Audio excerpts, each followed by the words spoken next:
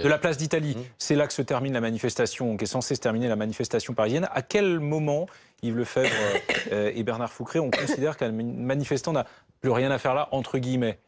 Le problème, c'est que là, il y a deux éléments. Hein. C'est à ce moment-là, généralement, que les choses dégénèrent. La manifestation syndicale organisée n'est pas encore arrivée, place d'Italie. Donc là, on va attendre. Manifestement, ils ne sont pas encore arrivés, d'après ce que j'ai cru comprendre.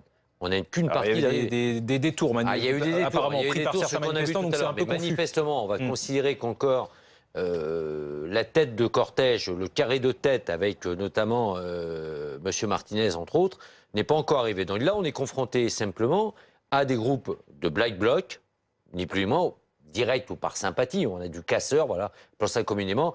Et là, manifestement, nos collègues CRS et gendarmes mobiles vont faire en sorte de les disperser. Là, on est légèrement plus bas, on est en contrebas de la place d'Italie. Donc là, on va avoir le cortège qui va arriver et eux, on va y dissoudre. Après, le problème, si vous voulez, on n'est pas avec une durée fixée comme pour un match de sport. Hein. Là, il faut que ça se passe pour le mieux. Pour le moment, on a la complète maîtrise de la situation. On a, c'est vrai, et je confirme les propos d'Alexandra, on a un blessé, a priori léger à une cuisse, hein, tout au début.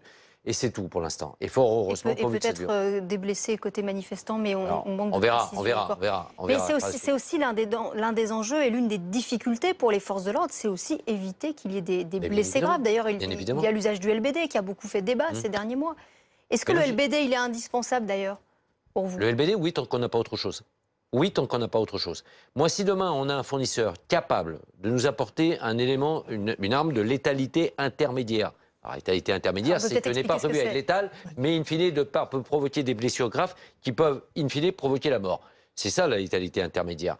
Donc, si demain, on a, avec de meilleurs organes de visée, une capacité, avec aussi des cartouches qui soient plus adaptées que ce qui n'est aujourd'hui. Parce que là, aujourd'hui, on récupère les dividendes de ce qui s'est fait du temps de Bernard Cazeneuve et consorts, du temps de Jean-Marc Falcon, directeur général de la police nationale, où on avait changé la cartouche pour pouvoir gagner de l'argent. Il faut prendre la distance par rapport à tout ça. Avoir quelque chose de plus, je dirais, sécurisant et pour l'utilisateur et pour les manifestants, nous, on est preneurs de suite.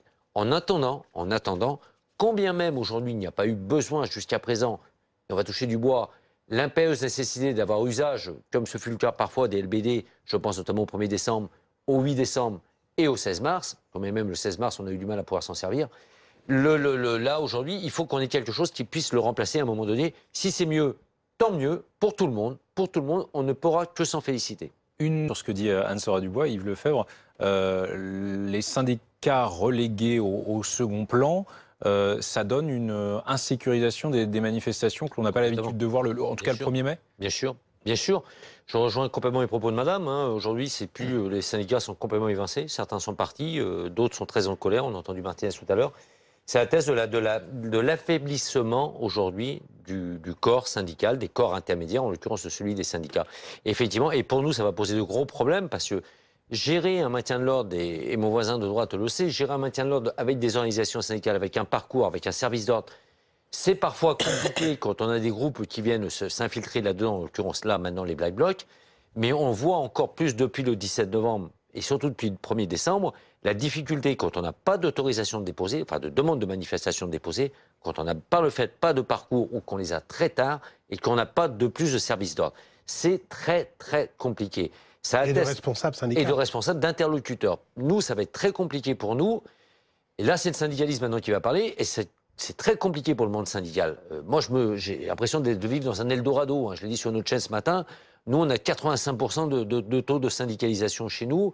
Et on tourne à quasiment 90% de participation aux élections provinciales. C'est lié à la fonction publique. Mais c'est lié surtout à la police.